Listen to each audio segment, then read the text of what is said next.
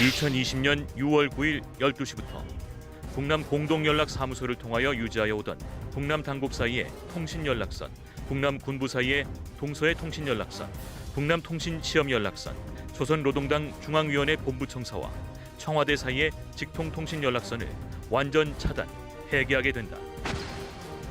네, 남북 통신선이 완전히 끊겼습니다. 북한이 오늘 조선중앙통신 보도를 통해 방금 들으신 입장을 밝힌 뒤에 모든 통신선에서 연락을 받지 않고 있습니다. 실제로 오전 9시 매일 이뤄지던 남북 연락사무소 간 업무 개시 통화에도 응답하지 않았고요. 12시 통화에도 응답이 없었습니다. 또 군 통신선과 남북 함정 간 한라인 전화에도 답이 없었습니다. 자, 그리고 판문점 연락 간의 통화로 유지되던 판문점 채널도 끊겼다고 합니다. 우리 정부는 통신선은 소통을 위한 기본 수단이므로 남북 간 합의에 따라 유지돼야 한다라는 입장을 냈습니다.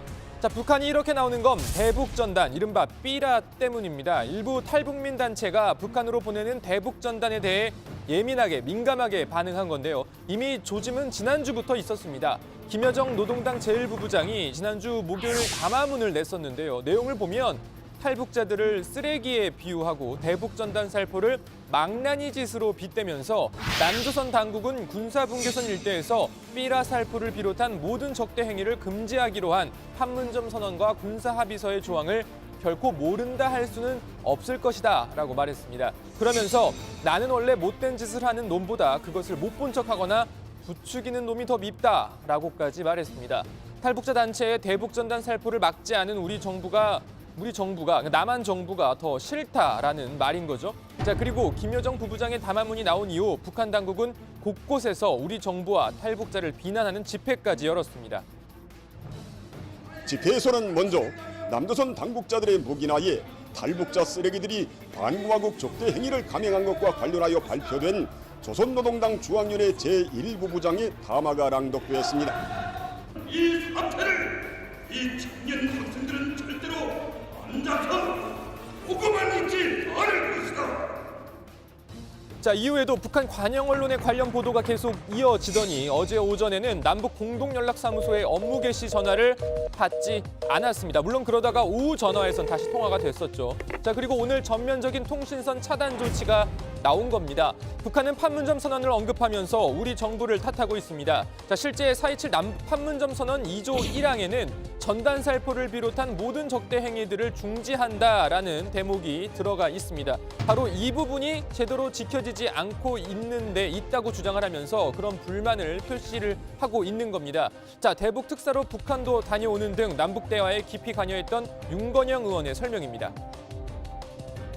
남북 정상 간에 있었던 합의 사항이 제대로 지켜지지 않는 것에 따른 북측의 누적된 불만 같습니다. 좀 대표적인 게 이제 대북 전단지 살포인데 이게 분명하게 4.27 판문점 선언에서 남과 북 정상이 합의했던 부분입니다.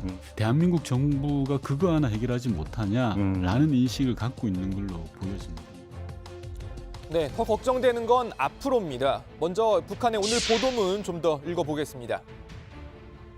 김여정 동지는 대남 사업을 철저히 대적 사업으로 전환해야 한다는 점을 강조하면서 배신자들과 쓰레기들이 저지른 죄값을 정확히 계산하기 위한 단계별 대적 사업 계획들을 심의하고 우선 먼저 북남 사이의 모든 통신 연락선들을 완전 차단해버릴 데 대한 지시를 내렸다.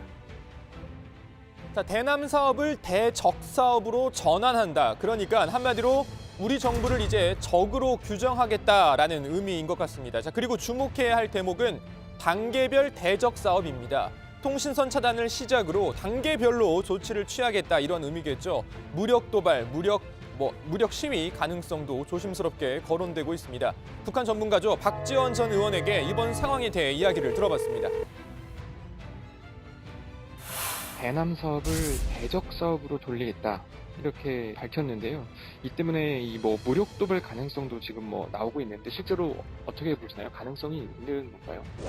글쎄요, 북한은 전쟁은 하지 않더라도 때때로 도발 행동은 했지만은 지금 뭐라고 예측할 수는 없습니다.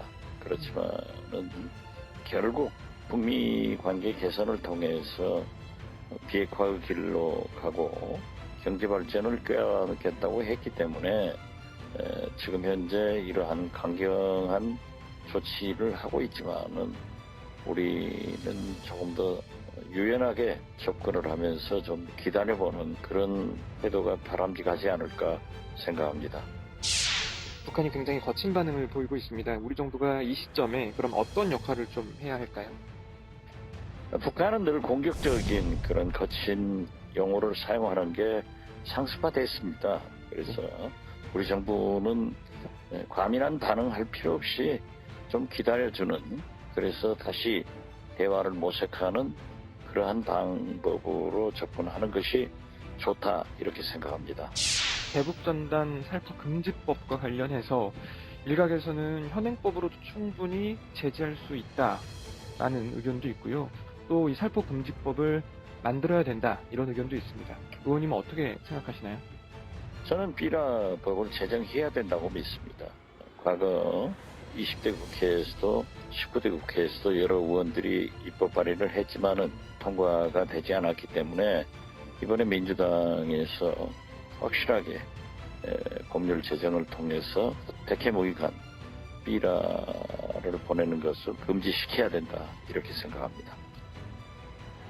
네, 북한의 통신선 차단 그리고 대북전단 살포 관련 논란 등 들어가서 좀 더 이야기해 보겠습니다. 우선 오늘 발제 이렇게 정리합니다. 북한 대남 사업을 대적 사업으로 남북 통신선도 차단.